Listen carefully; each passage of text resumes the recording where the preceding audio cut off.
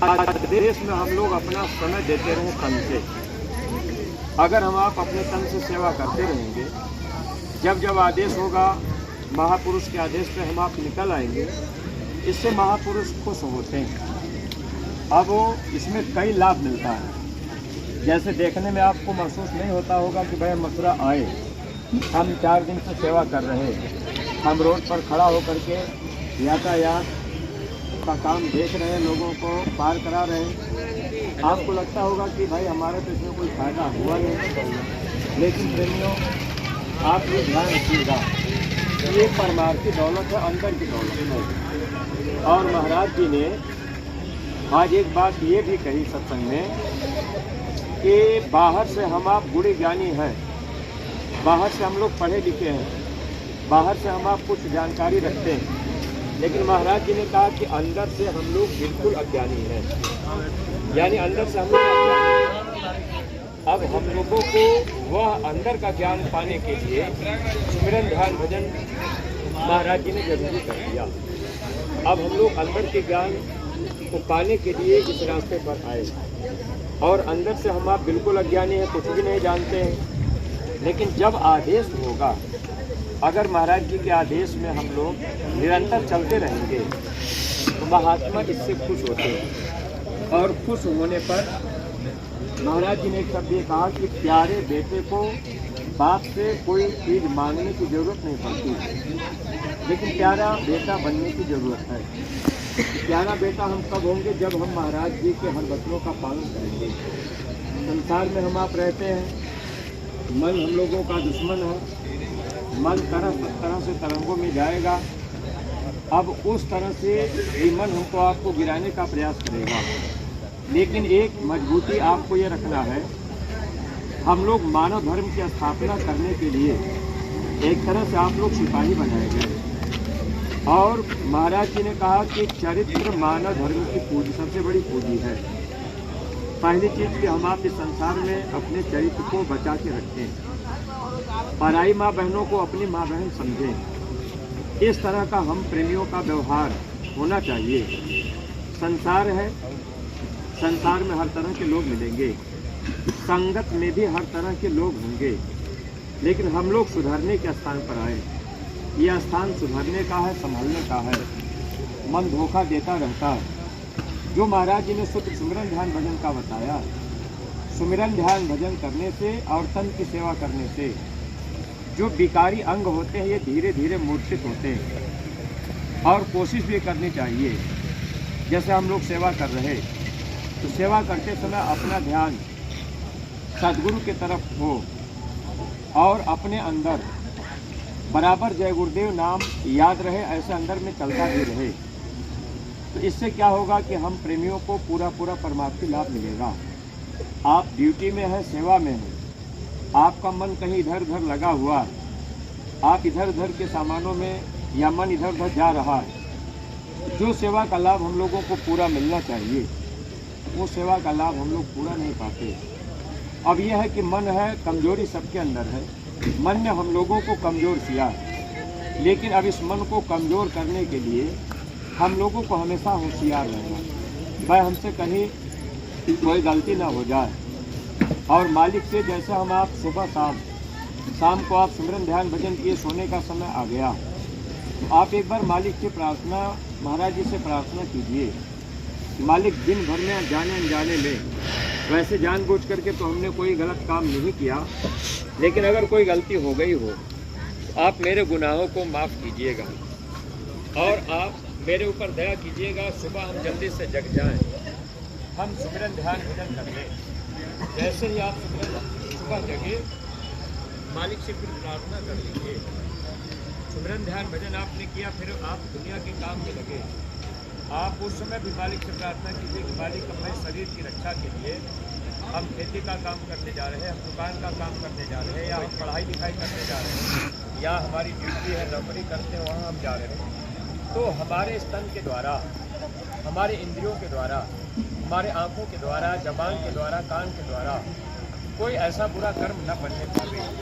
आप इसमें हमको संभालिएगा, क्योंकि मेरे आँखों से कोई कर्म न बनने पावे, हम किसी की निंदा आलोचना न सुने, अगर कहीं निंदा आलोचना हो रही हो तो आप वहाँ मुझसे बचा लीजिएगा, हमको वहाँ से उठा लीजिएगा।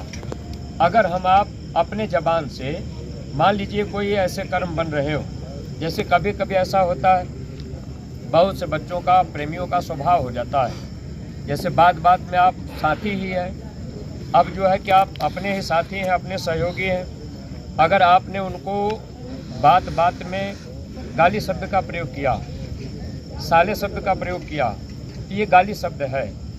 इससे क्या होता है कि अपना नुकसान होता है।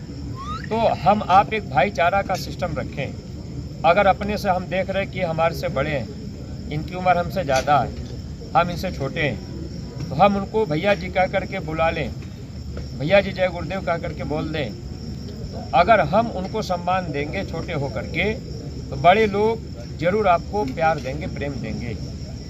और इसमें क्या होता है, गुरु अंग संग रहते हैं और गुरु देखते हैं कि ये जीव जब से जुड़ा है तब से इसके अंदर काफ़ी बदलाव आया है। क्योंकि हम आप संसार में थे, संसार में उस तरह की हम लोगों को शिक्षा नहीं मिली, स्कूल और कॉलेज में पढ़ते भी रहे, लेकिन इस तरह के व्यवहारिक जीवन में सुधार कैसे किया जाए इस पे हम आप ध्यान नहीं दे पाए। लेकिन अब एक मौका तो मिला है और इस मौके का हम प्रेमी भाई बहन अगर लाभ उठा लेंगे तो हम लोग दया दुआ के पात्र बने रहेंगे। हम लोगों का लोक भी बन जाएगा और हम लोगों का परलोक भी बन जाएगा। और मालिक से हम लोगों को और किसी चीज़ की ज़रूरत तो है नहीं। कभी भी आप इस परमार्थी राह पर गुरु महाराज का दर मत छोड़िएगा। एक अवसर आता है छोड़ने का, और वो अवसर क्या होता है, जैसे हम आप इतने बच्चे हैं, अब आपका इरादा होगा कि भाई चलो मथुरा हम चलेंगे, सेवा करेंगे। आप इंटर कर लिए, बीए कर लिए, आपने डिग्री प्राप्त कर लिया है, आपके अंदर एक जिज्ञासा बनी है कि महाराज जी हमको नौकरी मिल जाए। अगर नौकरी नहीं मिलेगी तो हम फिर आना जाना छोड़ देंगे, या नौकरी नहीं मिली तो हम सुमरन ध्यान भजन नहीं करेंगे। इस तरह की जिद हम लोग कभी भी सदगुरु से न करें। अगर आपने ये सोच लिया कि भाई मथुरा चल रहे हैं, हमको नौकरी के लिए हम सेवा करने चल रहे हैं, तो अगर मान लीजिए नौकरी नहीं मिली, मन खराब होगा, मन गुरु से मोटा होगा, फिर हम आप अपना नुकसान कर लेंगे। हम आप अगर प्रार्थना करनी है तो मालिक से प्रार्थना करनी है कि साईं आप मुझको उतना दीजिए जितने से हमारा घर परिवार चले, हमको पहनने के लिए खाने के लिए मिलता रहे, और बाकी अगर कोई हमारे पास आ जाए तो हमारे दरवाजे से भूखा प्यासा वो न जाए, हम उनका सम्मान कर सकें, बस हमको इतना ही चाहिए।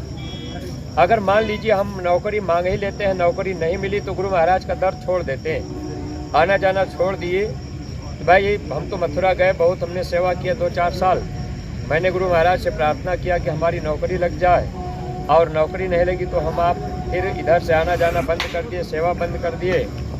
परमार्थी प्रेमियों, जो युवा संगठन के प्रेमी हैं, अगर इस तरह से आप इस चीज़ को पा करके छोड़ेंगे कि भाई नौकरी नहीं मिली इसलिए हम सेवा नहीं करेंगे या नहीं आएंगे जाएंगे, तो नुकसान किसका होगा? अपना।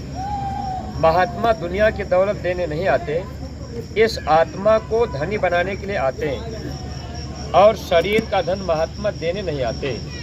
लेकिन यह है कि अगर हम आप महापुरुष को खुश कर लें तो शरीर का धन हमको आपको जरूर मिलता रहेगा, कमी महसूस नहीं होगी, और इसी के साथ हमारी आपकी आत्मा का कल्याण हो जाएगा और हम लोगों का ये मानव जीवन सार्थक और कामयाब बन जाएगा।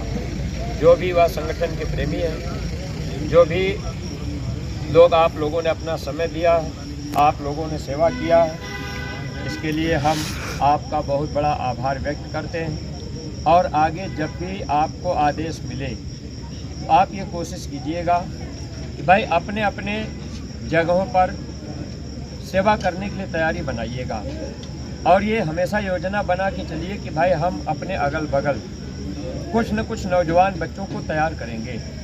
आपके संगी दोस्त हैं, साथ पढ़ने लिखने वाले हैं, आप उनसे संकोच मत किया करिए, आप उनसे खुल करके जय गुरुदेव नाम के विषय में बात किया करिए, आप इस संगठन के विषय में बताया करिए। जब आप खुल करके उनसे बातचीत करेंगे तो सच्ची बात तो सच्ची रहेगी, और धीरे धीरे आपके अंदर बोलने की क्षमता भी बनती जाएगी।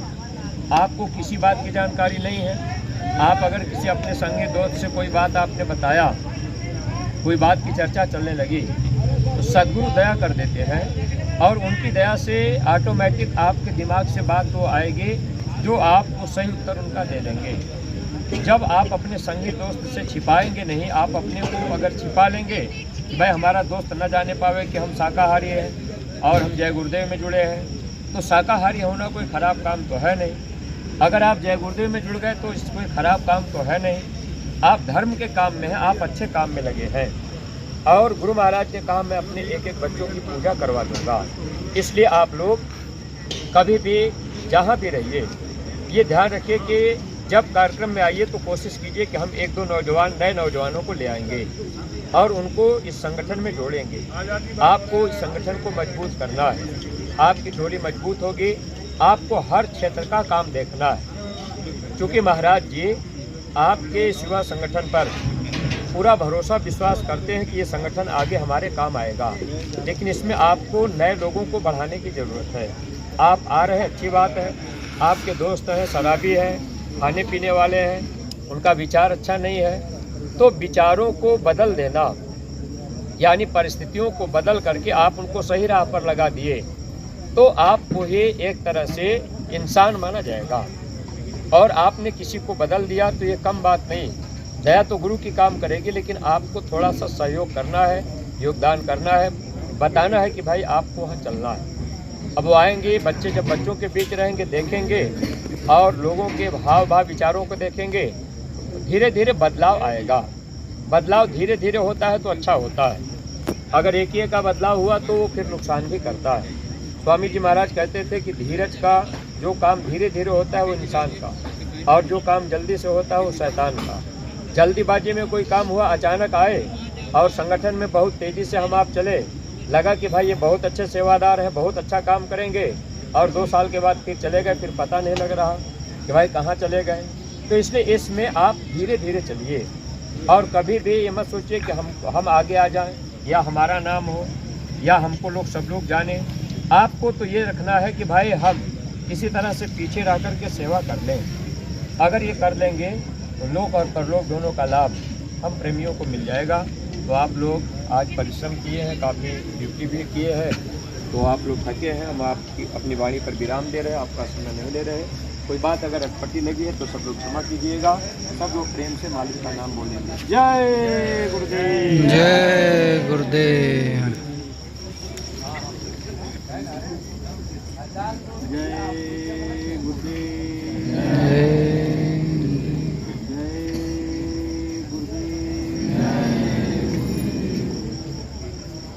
बात तो लगभग हो चुकी है। बाकी अब इसमें कल तो सब लोग रहेंगे,